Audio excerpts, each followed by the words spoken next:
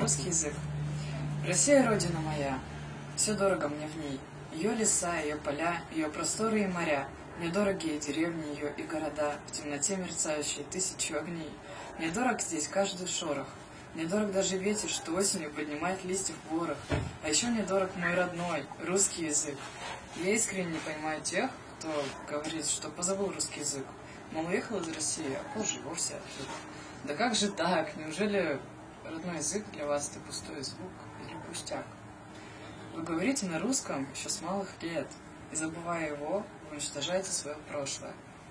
И, как известно, без прошлого и будущего-то нет. Я знаю, что неважно, где и когда жить я буду, но я, несмотря ни на что, я свой родной язык не променяю, я свой родной язык никогда не забуду. События.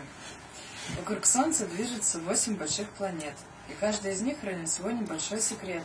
На каждой планете что-то происходит. На Земле люди ищут смысл жизни, но, увы, так и не находят. У нас вообще происходит много интересных событий. За один день мы можем стать счастливыми, или же сделать пару печальных открытий. И каждый человек на нашей с вами планете порой нуждается в помощи или в совете. Задумайтесь, даже в этот самый момент кто-то смеется, а кто-то грустит и думает, что выхода нет. Столько событий за одно краткое мгновение. Радость, грусть, выводы, поспешные решения. И это только на нашей с вами планете. А сколько событий на всем белом свете? Сила. Сила – какое многозначное слово. Есть сила духа, есть сила веры, сила любви, что для всего основа. Здесь даже не нужно мне приводить примеры.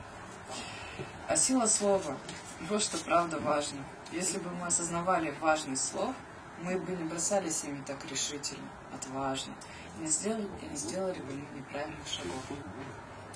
Или же возьмем в пример мы силу воли. Сколько нужно воли, чтобы, падая, вставать?